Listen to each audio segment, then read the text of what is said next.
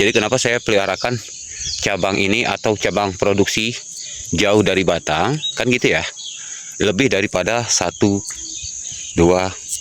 3, ya bilanglah 3. Kenapa seperti itu?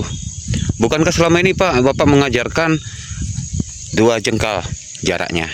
Oke, baik, akan kita jawab sahabat tani. Kenapa ini bisa menjadi 3 jengkal sahabat? Itu tadi, karena usia. Di hadapan sahabat tani ini kopi tim-tim yang sudah sangat-sangat tua. Nah ini ada bekasnya, saya potong. Seharusnya ini tinggi lagi, sudah saya potong. Jadi saya pelihara cabang bawah. Jadi ini sudah melewati pangkas berat sahabat. Ya, jadi untuk sahabat tani supaya enak membentuknya, gampang membentuknya, jangan lupa lakukan dulu pangkas berat. Bila mana belum pernah melakukan pangkas berat. Tetapi yang sudah melakukan pangkas berat itu biasanya akan seperti ini jadinya. Nanti akan tumbuh lagi tunas, itu kita bersihkan. Kita bersihkan. Kita fokuskan di sini tuh pelong supaya produksinya ada di musim depan seperti itu. Gampang ya. Nah, seperti ini. Kan jauh ya. Nih. Sampai 3, kadang 4 karena kopi sudah sangat-sangat tua. Kopi sudah sangat tua. Cabang ini sama batang ini mesti memang harus jaraknya berjauhan. Tuh ya, nampak ya, berjauhan. Beda dengan kopi yang masih usia muda. Kalau kopi masih usia muda ya 2 jengkal cukup. Fokuskan aja 2 jengkal. Tapi kalau sudah masuk nanti di atas 20 tahun baru kita fokuskan 4 jengkal. Gitu. Jadi nanti selain itu ya, supaya apa Pak? Supaya nanti merunduk. Seperti ini merunduk, salah. Merunduk ke bawah. Nah, itu tujuannya. Kalau kopi sudah tua memang harus seperti ini ya. Ini kita cerita kopi tua ini berarti ada usia sekitar 39 lah ya, selalu saya ingat 38 ya, 39 tahun nih sahabat. Oke, jadi coba kita putar ya, kita putar seperti ini. Nah nih, jadi sahabat tani yang masih bingung bisa mencontohkan.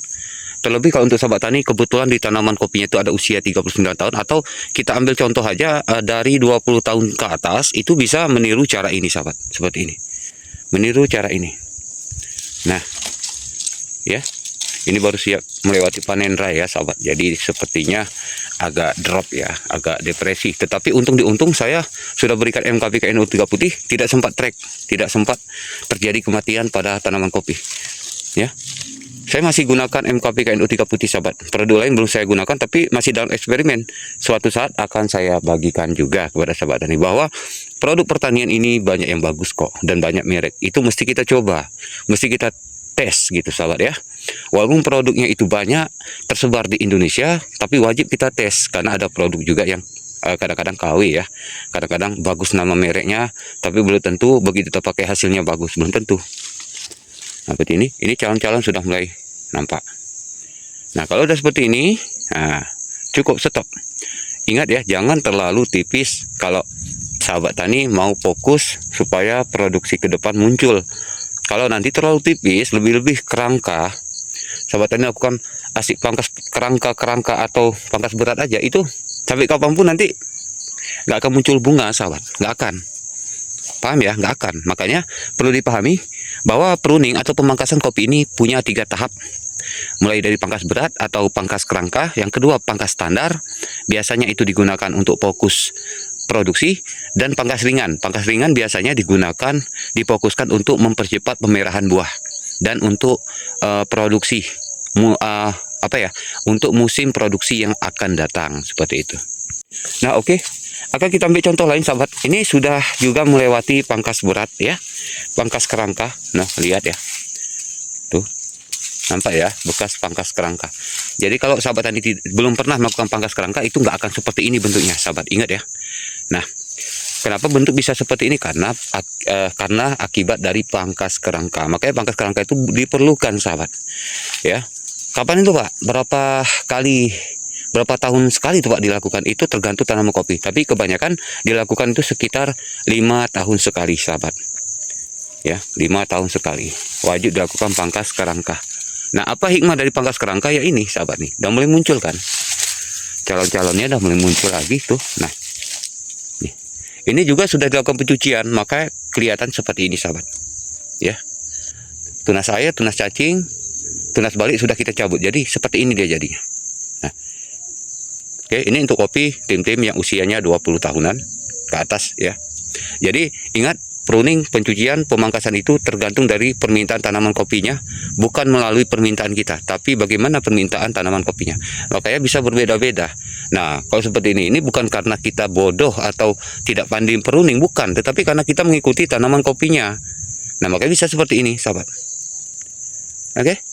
Nah, jadi kalau kita kadang-kadang melihat konten orang melakukan pruningnya kelihatan jelek, jangan salahkan orang. Belum tentu orang itu salah, kadang-kadang karena memang permintaan dari tanaman kopi itu sendiri, sahabat. Ya, permintaan dari tanaman kopi itu sendiri, sehingga bentuknya bisa beragam-ragam, bermacam-macam seperti itu. Ya. Oke, kita ambil contoh lagi, sahabat. Kita ambil contoh lagi untuk kopi tim-tim. Nah, seperti ini.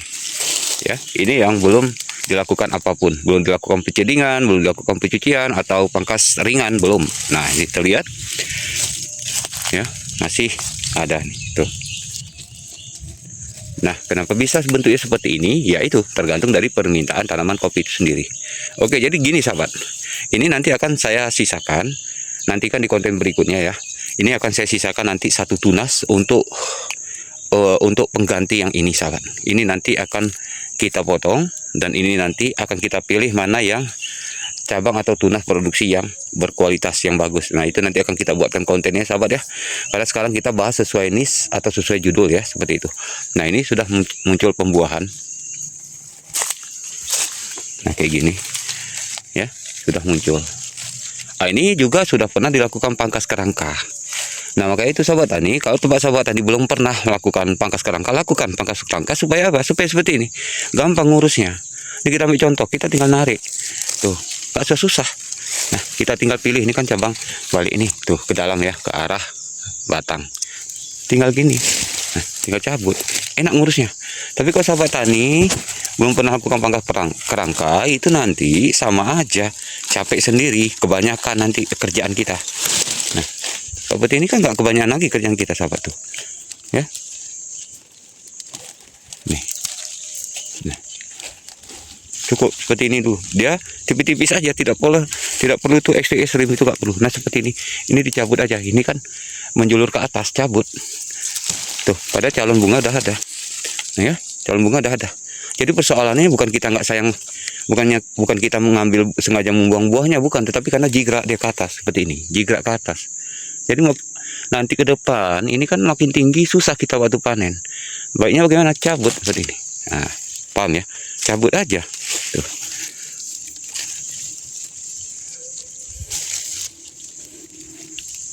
Oh, susah kalau nggak pakai gunting. Oke. Nah, ini dia cabang raja, berbuah juga, tapi saya kurangin, sahabat ya, seperti itu aja. Nah, seperti ini, fokuskan aja pokoknya, cabang lidi, cabang balik ya. Ada tunas lidi, tunas balik itu difokuskan, diambil tuh. Kalau susah pakai tangan, pakai gunting. Kalau mudah pakai tangan, nggak usah pakai gunting ya. Seperti itu ya, simple ya. Ya. Jadi siapa bilang bertani kopi Arabica itu susah? Nggak susah kalau kita dapat ilmunya. Kalau kita tahu ilmunya, segalanya mudah. Ya, seperti matematika, seperti fisika, dan seperti kimia. Kalau kita tidak tahu rumusnya, ya nggak bisa apa-apa. Udah pasti kita blow on nanti di situ, kan gitu ya.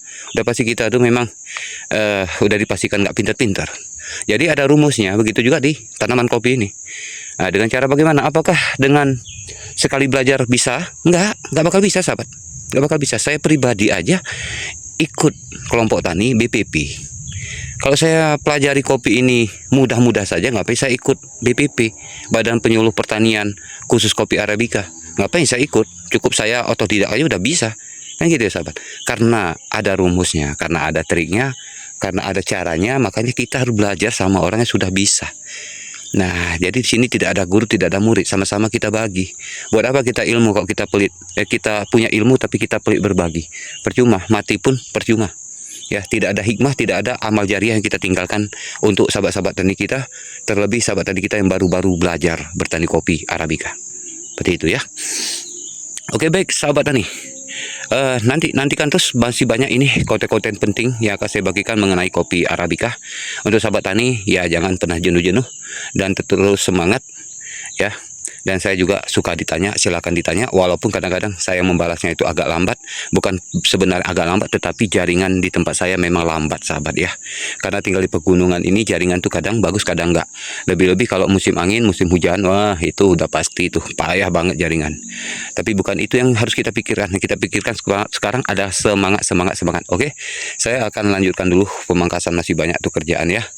Assalamualaikum warahmatullahi wabarakatuh.